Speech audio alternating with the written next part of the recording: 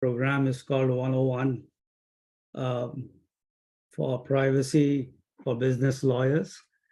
I am Jaipat Singh Jain, Vice Chair of this committee, e-Privacy Committee, which is hosting this webinar. I'm a corporate partner at Lazari, Potter, Jacobus, and Moyle in New York City. I am a business lawyer, but I find myself regularly advising clients on privacy, data protection, and data transfer matters. I love the subject, and I think everybody who gets to know about it will love it too. And the fact is, no business lawyer can any longer duck privacy, data security, or data transfer issues. Hence this program. I acquired my primary degree in law from Delhi University in India and my LLM from Fordham Law School in New York City. Welcome to this webinar. Let me introduce to you two privacy lawyers I have come to admire for their knowledge and for their willingness to share it. Anisha Paul and Laura Jehel. Anisha is Chief Privacy Counsel of American Express. She leads an enterprise team which advises the company on privacy and data law issues. These issues arise in the context of Amex products and services. And I already told her that I have an Amex card, contract negotiations, M&A activities, advertising, marketing initiatives, and emerging technologies. She and her team partner with global colleagues to strengthen Amex strategic position across the globe and a wide array of data-related issues. Anisha is passionate about leadership and promoting a diverse and inclusive culture at American Express. She is the co-chair of the US GCO Diversity Council, which brings thought-provoking programming on DEI topics to Amex. In 2019, she helped create the Global GCO Leadership Forum and continues to serve it in an advisory position. Anisha received her JD from Brooklyn Law School and her BA in government from Cornell University. Prior to joining American Express, Anisha was in-house counsel and privacy officer for several advertising technology startups. She lives in New Jersey with her husband and two daughters and enjoys tennis and painting in her spare time. Anisha is based in New York City. Laura Jehel is a well-known name in the world of privacy law. She is partner in the communications and media department and co-chair of the cybersecurity and privacy practice group at Wilkie Farr and Gallagher. Laura has been recognized by Chambers USA as a leading lawyer in the fintech data protection and cybersecurity space. Focusing on the intersection of data, law, and emerging technologies, Laura advises clients on a broad range of privacy and cybersecurity issues. She has extensive experience identifying and mitigating privacy and data protection issues arising out of the collection, use, and storage of data, as well as the design of new business models, products, and technologies. She is a former senior in-house counsel and C-suite executive. Laura understands business, law, technology, and the challenges and opportunities facing them. Laura handles complex data security incidents, including large data breaches in the healthcare, internet, social media, and hospitality sectors. She directs forensic investigations, advises on notification to US and international regulators, and leads sensitive interactions with law enforcement and national security agencies related to cyber incidents. Laura also advises on US and international privacy and cybersecurity compliance, including obligations under the GDPR, the California Privacy Act, HIPAA, GLB, ECPA, Computer Frauds and Abuse Act, as well as other data security and breach notification laws. She has helped hundreds of clients build and enhance comprehensive privacy programs. And I'm delighted to have both of these people here with us today on this program on Privacy 101 for Business. Here is what we are going to do in the next 55 minutes. I'm going to ask a series of questions to these two distinguished lawyers. Start with some basic questions, and then we will have some more follow-up questions. The idea is that as a business lawyer, what are the things that one should know about privacy law so that one gets started in it? One can intelligently interact with client and know when you need help and when you need to do research. So let me start with a basic question. Laura, why is privacy law important to a business lawyer?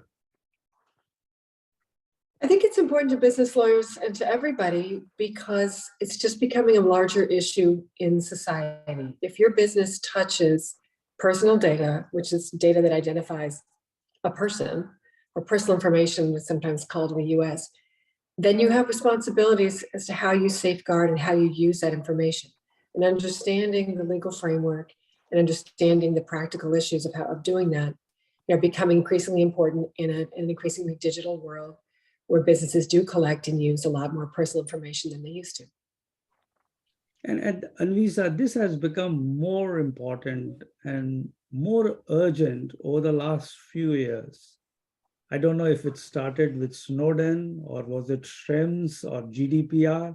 Can you give us a sense of how this has all come about when suddenly we are becoming so hypersensitive about privacy issues and businesses are worried about whether they are compliant or not? Yeah, so it's been a slow burn, right? Over the last, I would say 20 years, as technology has played a bigger and bigger part of our lives, the power of big tech and is really the underpinning of all of that is data, and often it's personal data. And so I think as that has grown in scope, so has the concerns associated with how that data is collected, how it's used. And so when you talk about Snowden or Schrems or any of the things in the news that you might have seen, like Cambridge Analytica, it all comes down to the fact that sometimes people are not aware of how much data is being collected about them, and then how that data is being used.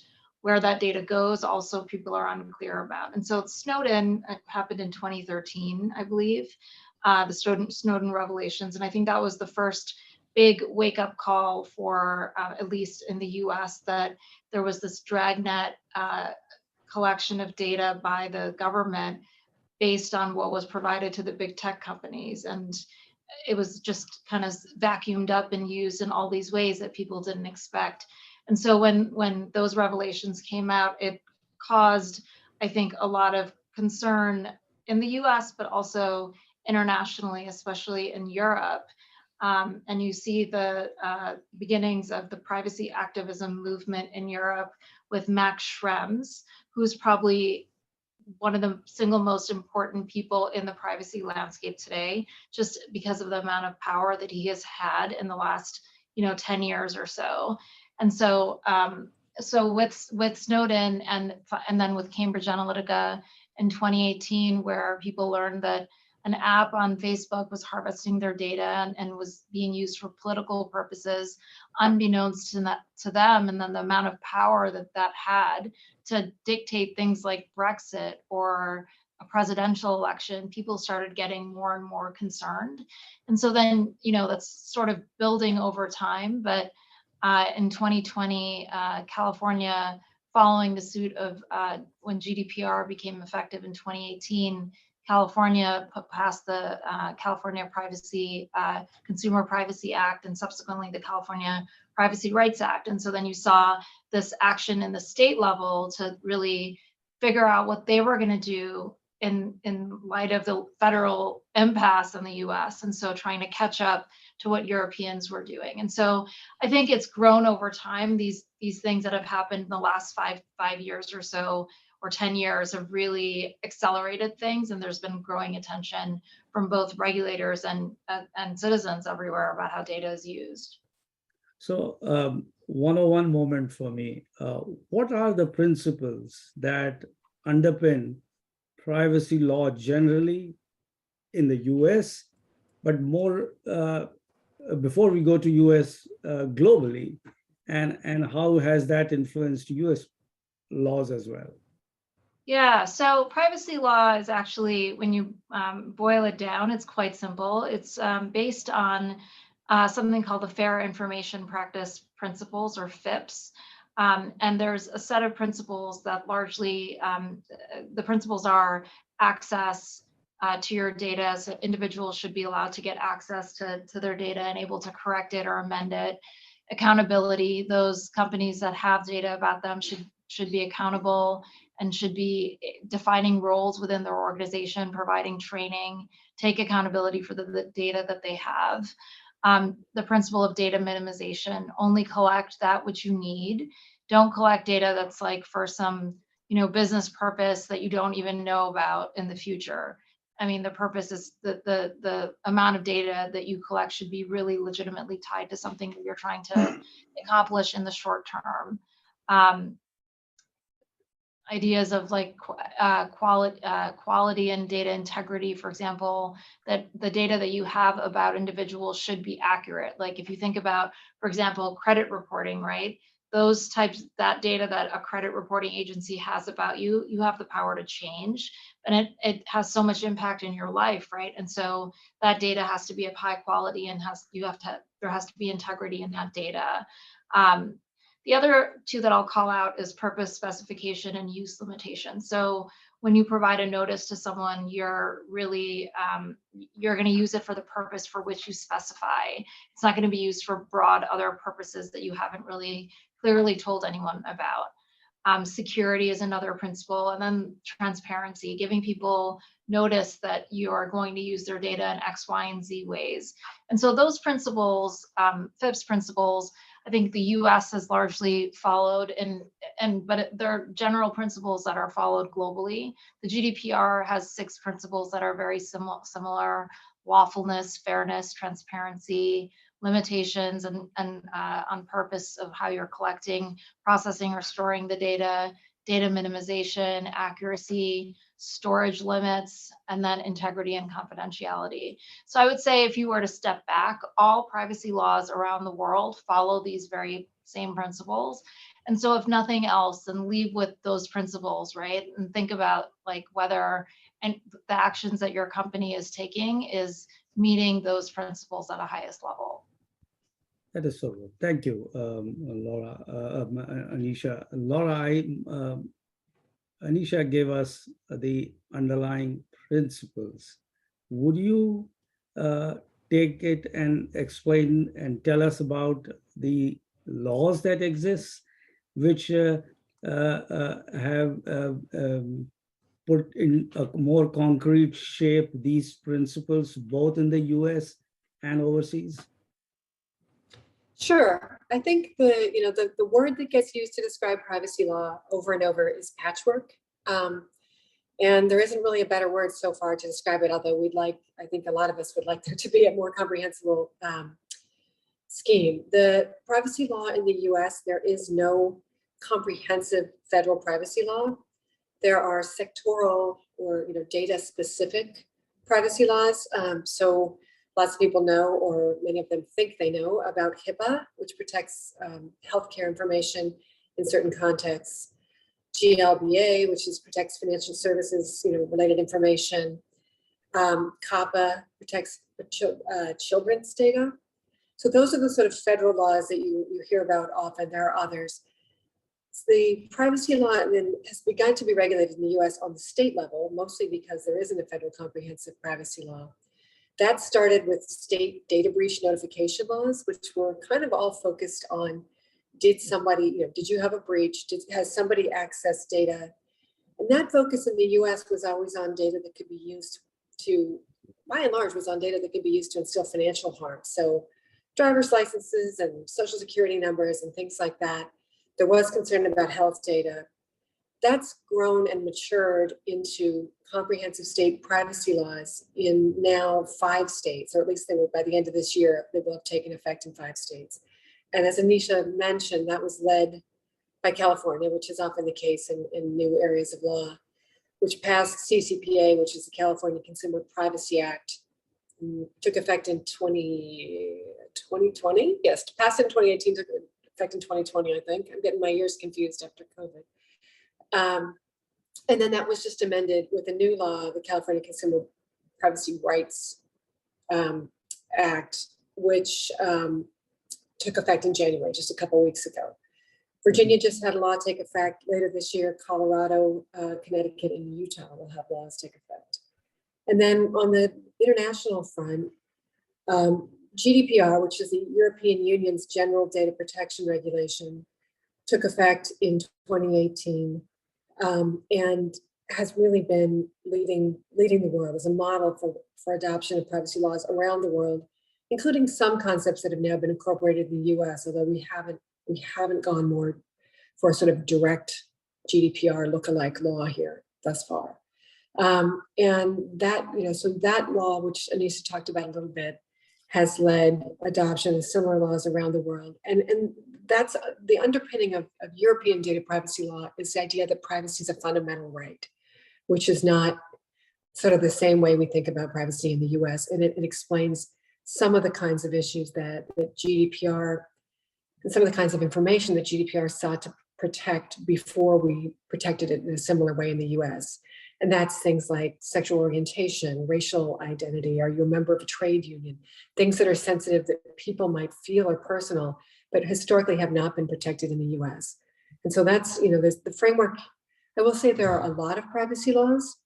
There are now new sectoral laws coming in the states. There are new children's privacy laws coming. It's a never-ending developing landscape at this time. I think a lot of us wish there'd be a federal privacy law, but that's, the patchwork continues to be a patchwork. So and probably will for the foreseeable future. So at the state level, last year you mentioned 29 states have introduced a total of 60 bills. If the initiative is being taken or being seized at the state level, I have a question for both of you. Laura, how do you see this landscape developing?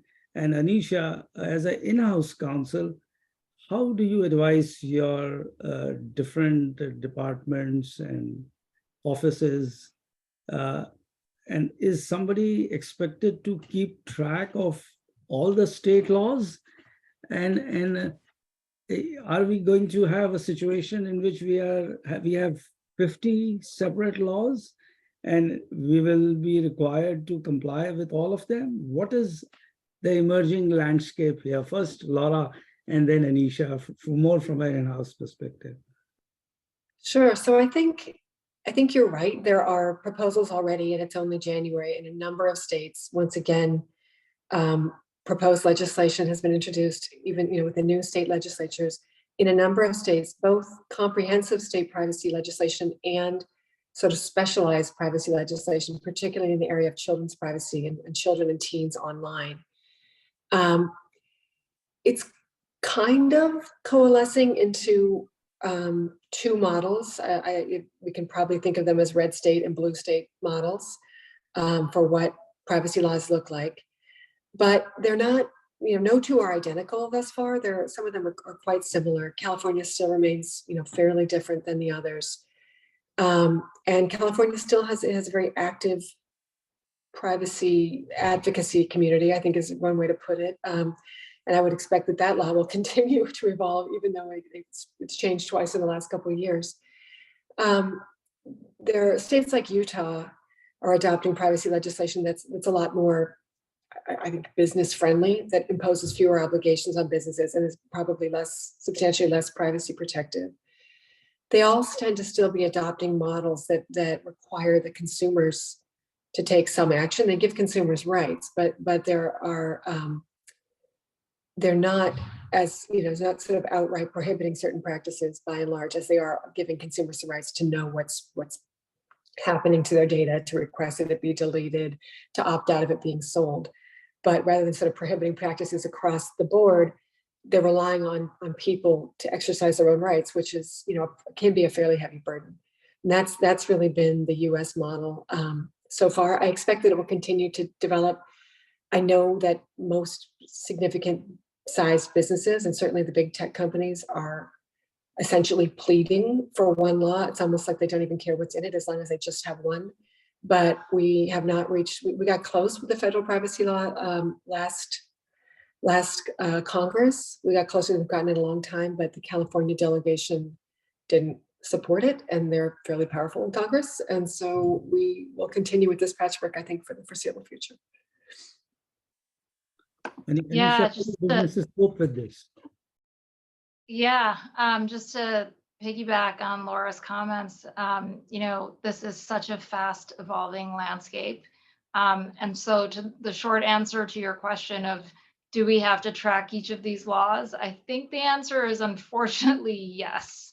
And I think that if you're in-house, the best partner that you can have is someone in the government affairs team to help you block and tackle. And really important to be a part of trade associations where they share your interests and you can lobby alongside other peers in your industry for what is important to you as a company. But we have very elaborate spreadsheets of where all these bills are and what is happening, what stage they're in, whether they're likely to pass. And they are all a little bit different. I mean, some of them say, so for example, Connecticut, Colorado, and Virginia all are somewhat similar. California is sort of this outlier, and Utah is more friendly to business. And so I think that, you still have to pay attention to what's passing and what the differences are and what the similarities are. I think globally speaking, the GDPR is the global benchmark. And, if you were to look at any single law and say, I'm going to base my program around it, it would be probably the GDPR with some nuances that are from California with respect to the do not sell, the online advertising piece of it. And so all of these laws, share some commonalities. For example, these expanded rights for consumers.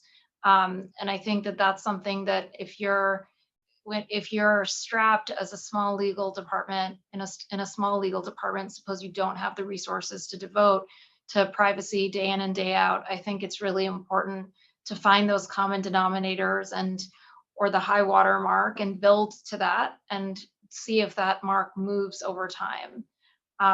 In the US, I would say that California is the high water mark. Globally speaking, GDPR is that high water mark. So it's pretty much like what we had in the car industry. California set the high watermark and the rest of the country pretty much followed it.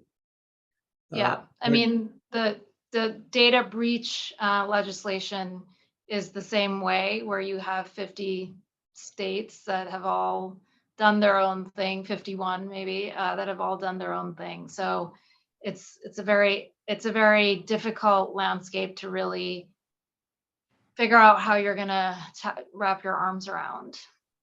So my whole entire hope of being a privacy lawyer, being able to advise across the country, has now fractured. And I am, this is very much like matrimonial or real estate law, state specific. And anytime I run into a difficulty, I need a state lawyer to help me. Is that how it is going to be, Laura? I hope not, but a little bit. I mean, I think as Lisa said, there are like Connecticut, Colorado, Virginia are quite similar, but each of these states to some extent has a kind of insists on their own magic words. For example, there isn't even agreement between this in the US as to whether the information that's being protected is called personal data or personal information.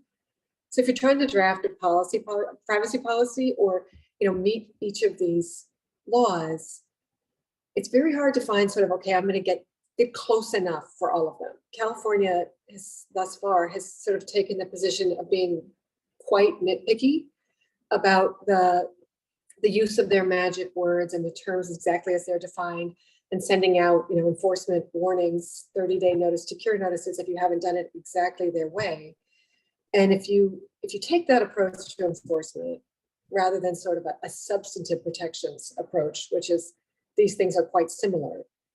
If it's all a kind of gotcha, you didn't say personal data, you said personal data, not personal information, or vice versa, or you didn't call the categories of data exactly what we wanted you to call them, then you can see that compliance with, if we get 50 state privacy laws, would just be, a gigantic headache.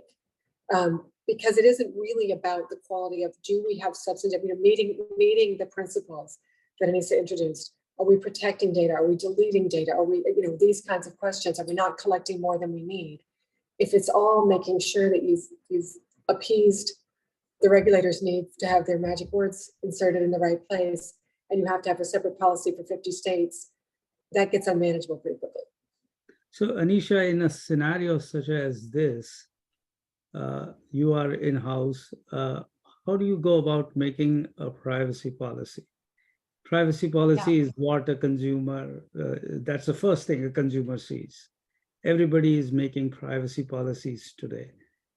How do you go about drafting them? Yeah, so, I think we're in a landscape where you have a lot of different masters to appease, right? And so there's many ways to do this. And so I'll say financial institutions, specifically banks like Amex, there's carve outs within these laws. And also if you are a HIPAA covered entity, you also sometimes have a carve out from these laws because there's a federal law that is in place. And so thankfully, my day-to-day does not involve having to reconcile these 5 different laws of the states because most of them have these carve-outs. But if I were to just step back and advise more generally, I would say this privacy policy that you put out there is a representation of your company's practices. And so there's a lot of work that goes in behind the scenes before you arrive at that final document.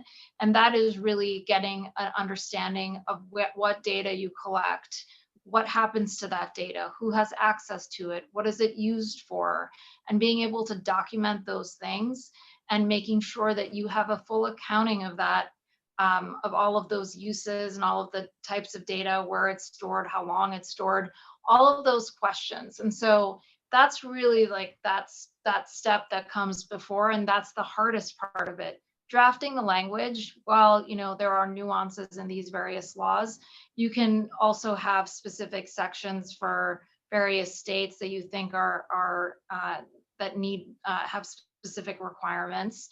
There's you can either choose, if all these states have access rights or data subject rights, you can decide to provide everyone those rights, or you can take a more bespoke approach and provide certain rights to certain people in certain states.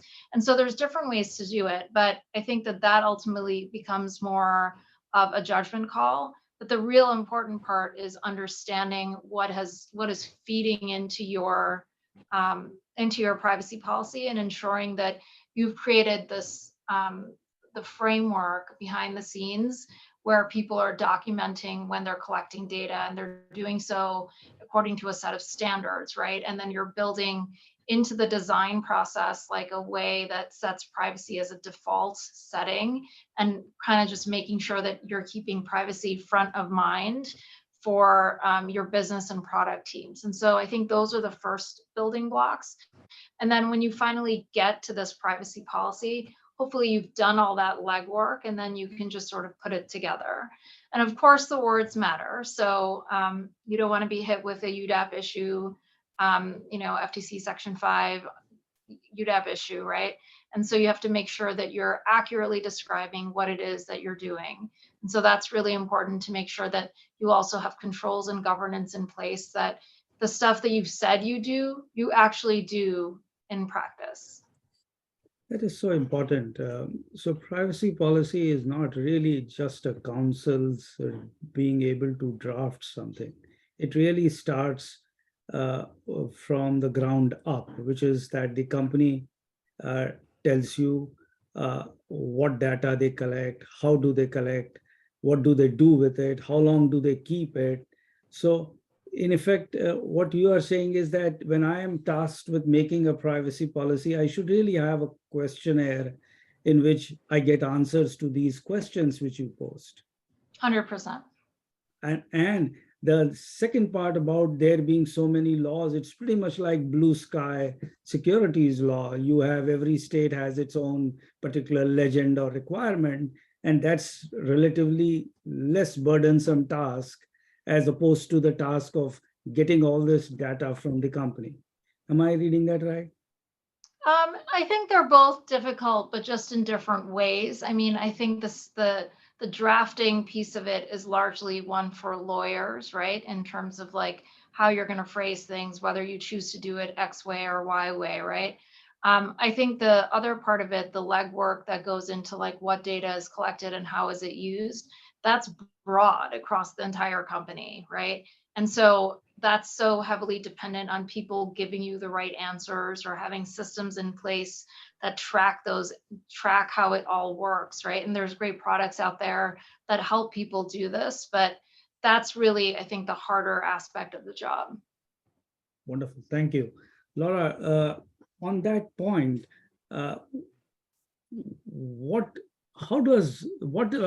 do we find in a website? I was surprised once I went to a conference. I think it was a IAPP conference many years ago, and the one legal tech company, they ran a software on my website and told me that I have 10 trackers that are operating on it. I didn't know that.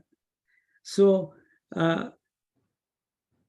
who's tracking whom, who's on your website, what information is being collected, what are the technologies out there, cookies we have heard, geo-tracking.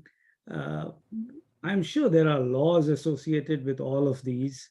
I know about do not track, but as a lawyer, as a business lawyer, sensitize me to these issues because this seems like one of those areas which is so core technology, and I don't have a good understanding.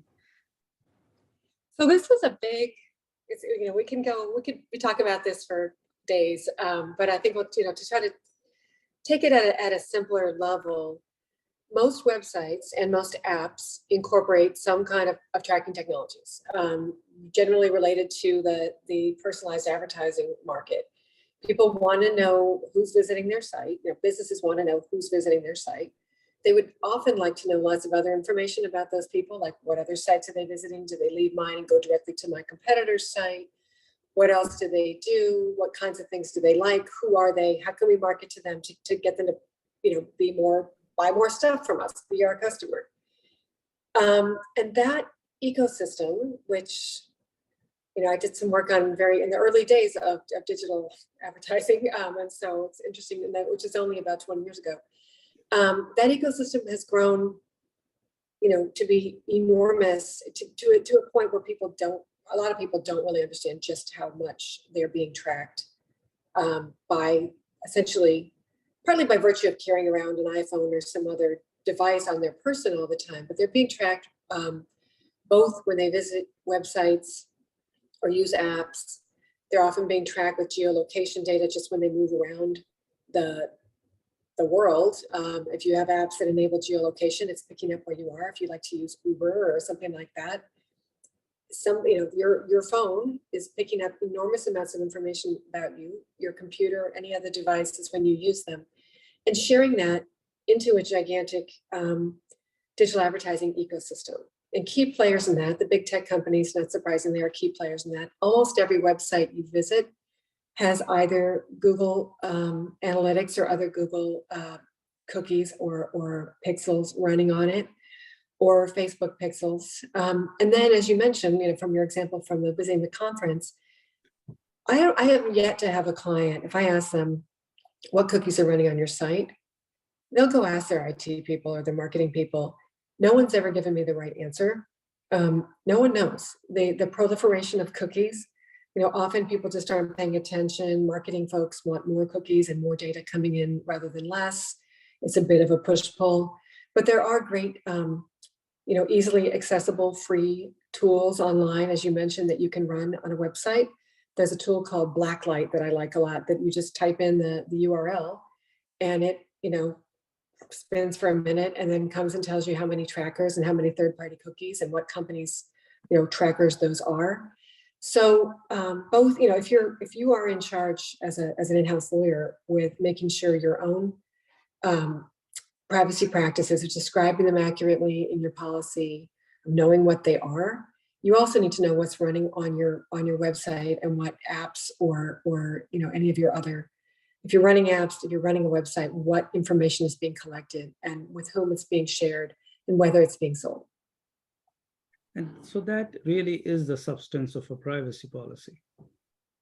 What information? That's part of it.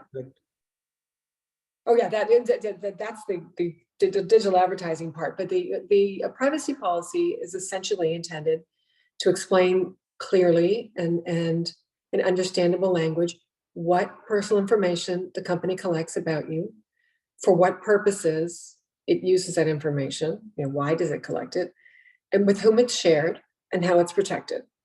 There are nuances around that. There are other things that may be incorporated, particularly with complicated privacy practices or very data-driven businesses. But those are basically the issues that people need to understand in order to give meaningful consent and to decide whether they want to visit your site and whether they want to use your products. Does law require in the US for every company that does business, especially every company that does business on the internet, to have a privacy policy? There are state laws that require it. I mean, so if you happen to operate on a really micro level that isn't in a state that requires it, but you don't do a lot of business across the country or across the world, you might be able to get away with that one. But by and large, it's an expectation of if you're going to operate a website. There are states that require it. California now, certainly, if you're doing business and touching California consumers, you have to have not only a policy, but one that's compliant with the CCPA. Very interesting. And it is more directly regulated by a gigantic law in Europe, the GDPR. Can you sensitize us to what GDPR is and what the requirements there are for somebody to collect personal data?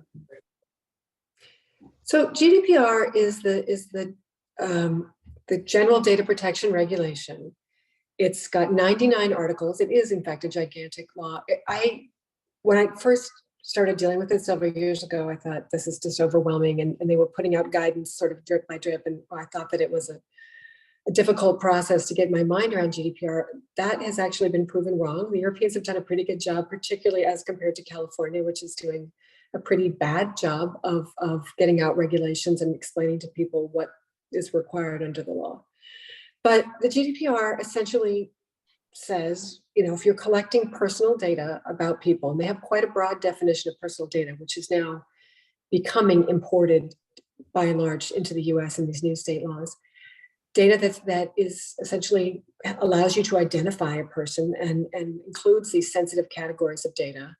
If you're collecting that, then you have to be doing so for what they call you have to have a lawful basis for it. You have to have a purpose that's one of these articulated, enumerated purposes that's a legal reason to do it. It's not just, businesses, there is a purpose that they define as legitimate interest, which is kind of why the view that many businesses took historically about sucking up lots of data was, hey, it's in our interest to do so. Here you have to balance that if you're just going to go with that basis rather than the fact you have a contract or a legal obligation or transparent and knowing consent from the individual. If you're just gathering data and you think it's in your interest, you really have to undergo an analysis that says, what are my interests versus the rights of the individual? And then data subjects in Europe have certain rights. They have the right to access and to know what data you have about them. They have the right to have it deleted.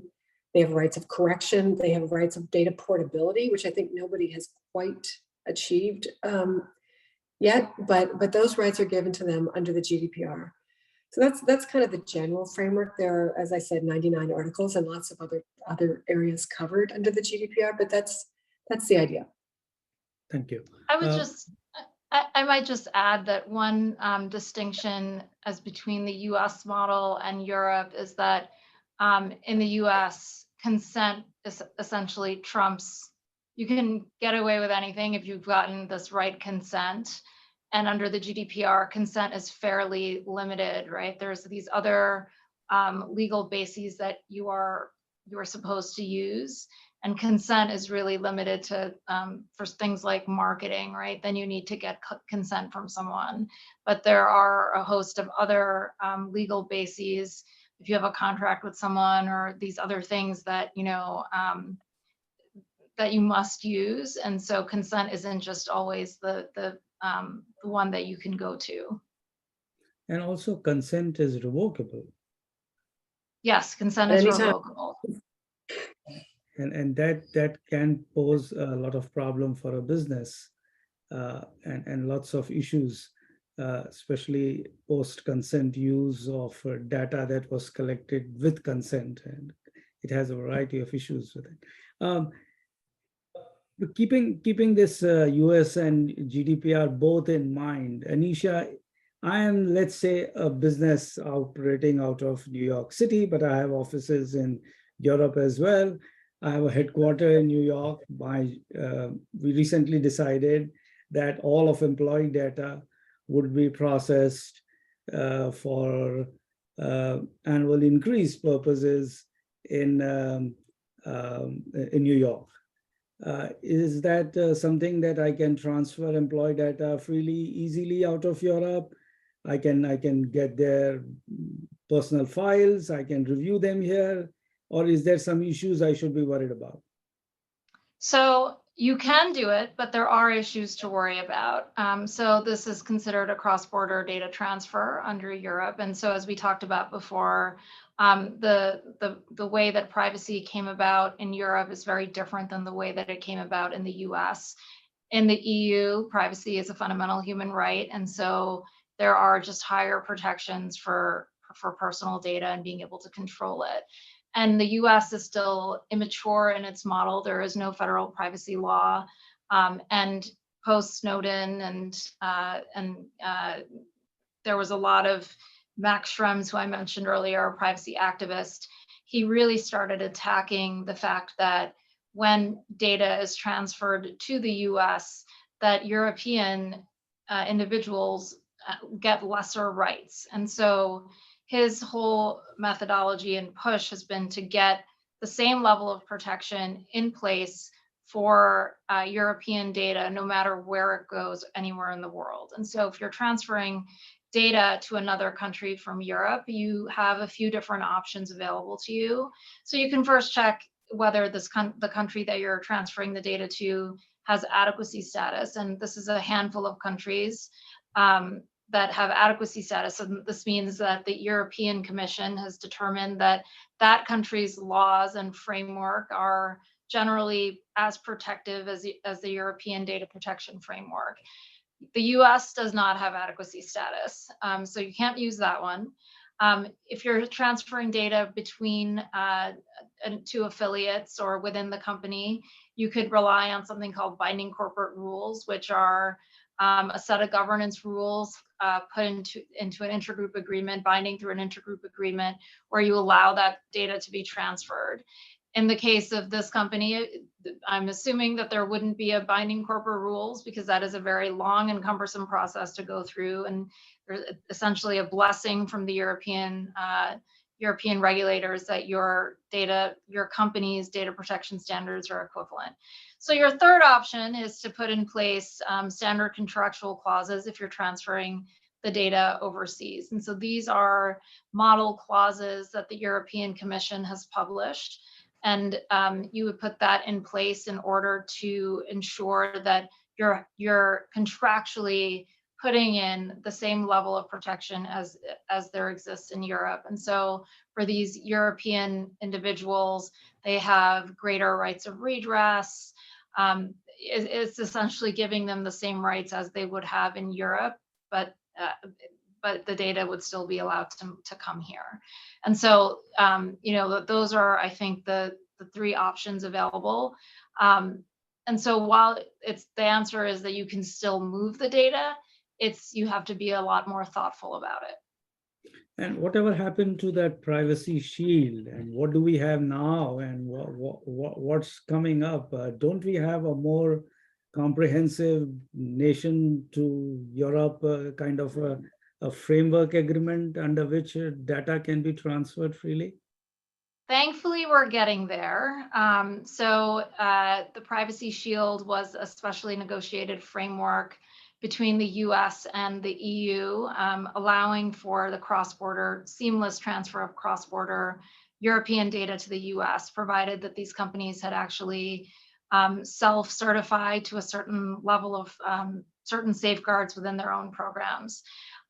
In July of 2020, due to the activism of Max Schrems, the European Court of Justice basically invalidated the Privacy Shield.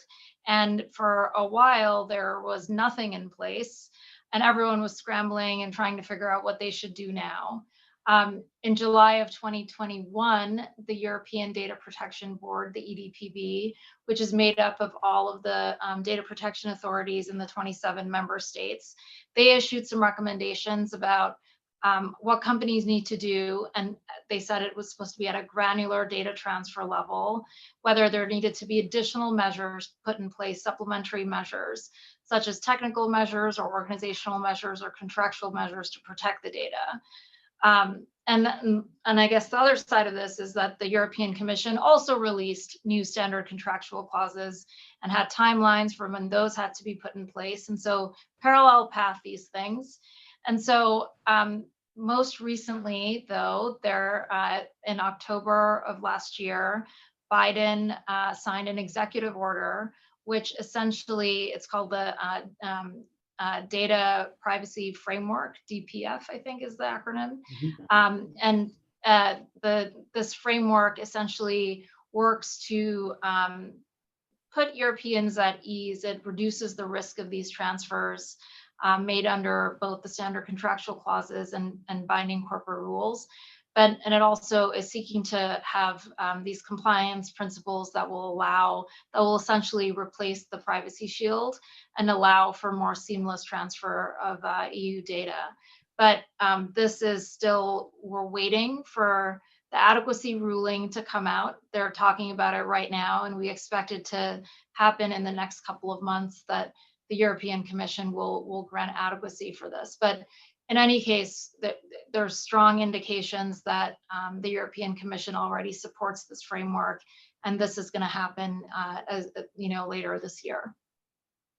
And actually, go ahead, Laura. I would say, to be clear, Max Schrems has already announced that he's going to challenge this one as well. And some of the data protection authorities, particularly in Germany, have already articulated their concerns about it. And Privacy Shield itself was a successor to the original scheme, which was known as Safe Harbor, which was first challenged by Max Schrems. So we may just go in circles, cycles of every few years, getting a new framework, having it challenged, having it invalidated. I think we hope we'll get there, but there is a fundamental tension between European data privacy law and US national security laws. And they're trying to find some compromise to allow data to flow freely across the Atlantic, but these are not easily issues on which it's easy to find compromise. I think, Laura, we're just aiming for a good few years. Yeah, it's just every couple of year cycle, and then just hope for the best. Scrap that and start over. So Exactly. until the Schrems 3 gets decided, we will have a period of time during which we can enjoy it just as we enjoyed the Safe Harbor and the Privacy Shield, and now this. So I saw Max Schrems on Twitter this week from his ski vacation, so I think he's resting up for the next challenge. Glad he's taking some time to himself. Yeah. I noticed that EDPB, the European Data Protection Board, is meeting today.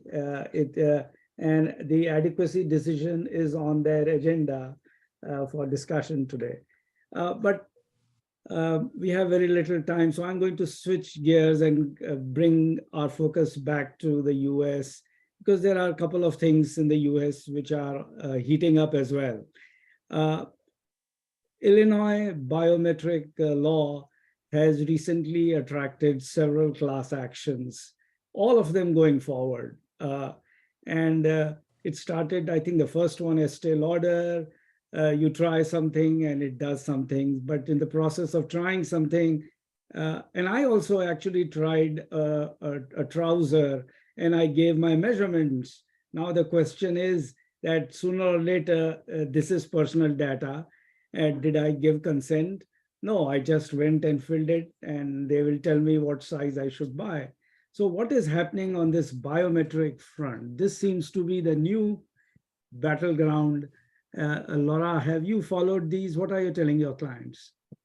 Sure. So I mean, it's kind of a new battleground, kind of a not so new battleground. These cases have been going on for, I don't know, at least 5 or 6 years at scale. There are lots of them.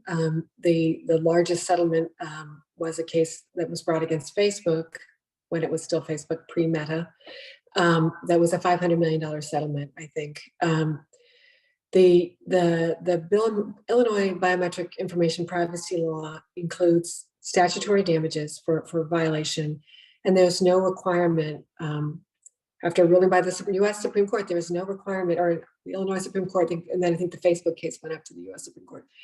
No requirement that you prove actual harm. They're just statutory damages. So what the law requires is that if you're going to collect biometric data for any purpose, that you get specific kinds of consent. The law is quite specific about how the consent needs to be acquired and what it needs to entail. And I think the law is actually catching a lot of businesses that weren't thinking hard about their privacy practices and the way they built these websites or these products where you can try on makeup or clothes virtually, things like that. Nobody was thinking enough about is that biometric data that we're collecting, and are we collecting it from people in Illinois? You also see a lot of the cases arise in the context of things like using a fingerprint or a retinal scan to get into workplace, for sort of folks who work in warehouses or secured facilities. There are a lot of those cases. The Facebook case had to do with recognizing photographs online with facial geometry. So I think they really just reflect, to some extent, lots of innovation, maybe some careless innovation, or people not thinking enough about the nature of the information they were collecting and then using those technologies in Illinois. My advice is be very, very thoughtful about what information you collect from Illinois residents. And I would, if I had a good way to avoid collecting biometric information from Illinois residents, I would, because I think these days the plaintiff's bar is so active and has been so successful, and these cases are settling for almost, the full statutory amount, that it's quite likely that you would get sued. Apple just successfully defended one. There are some successful defenses, but not a lot. Yeah. And there is the American Data Privacy Protection Act. There is a bill before Congress. Not anymore. There was the last Congress, but the Congress expired. Congress. And Right. So it had developed this hope that we are going to have a federal law. Is that something which we should hope for anytime soon? I think we should hope for it. There's lots of things we should hope for. Do we think it's a realistic and imminent prospect? I don't. And the simple reason is there was bipartisan support for the law, and they had reached for that proposed legislation.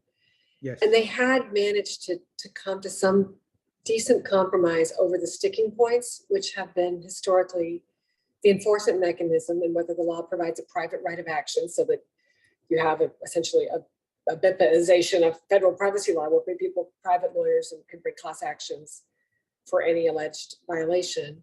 versus enforcement by either the FTC or state attorneys general or some combination thereof.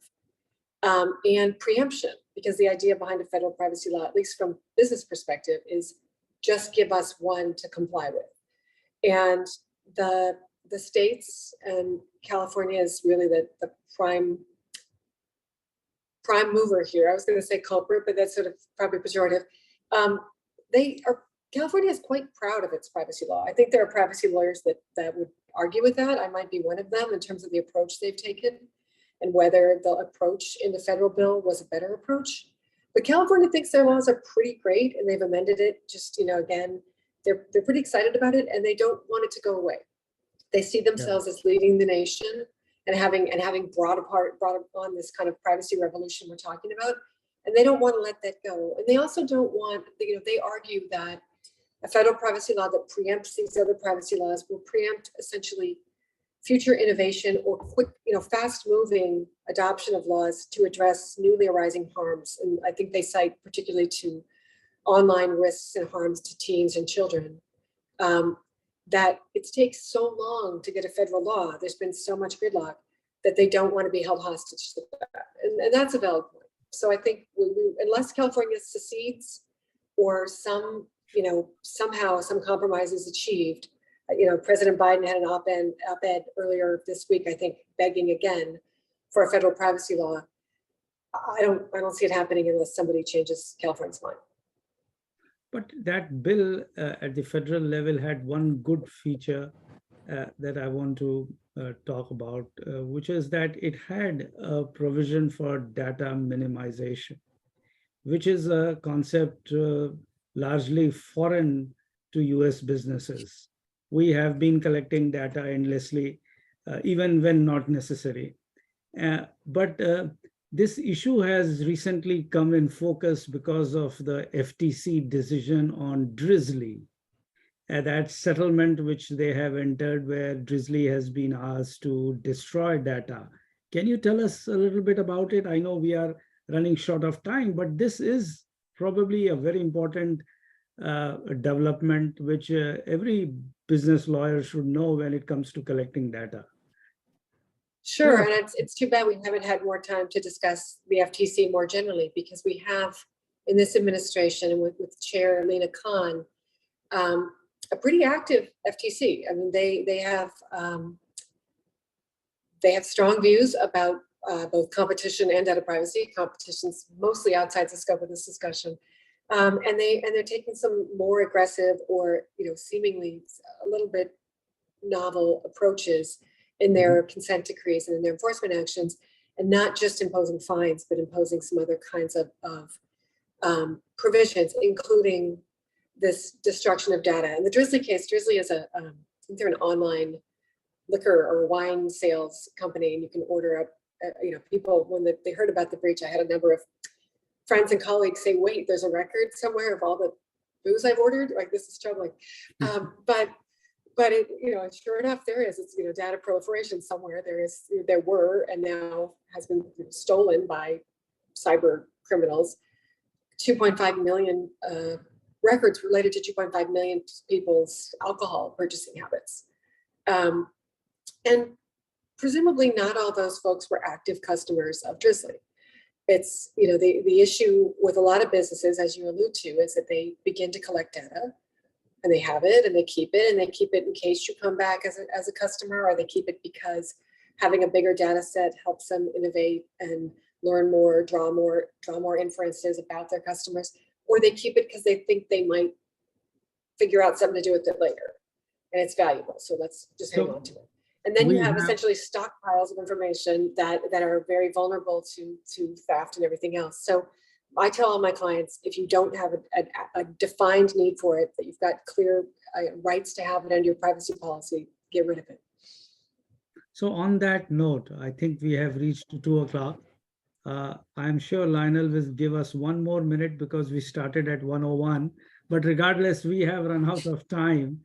But you're right, FTC and the use of Section 5 is something every lawyer should be fully familiar with. And hopefully in our next such meeting, a webinar, we will have an opportunity to discuss that. On that note, I'd like to thank Nisha and Laura and all of you for making this conversation an important conversation and making it such a lively and useful for everybody. Thank you very much. Thank you. Thanks for having us. Thank you.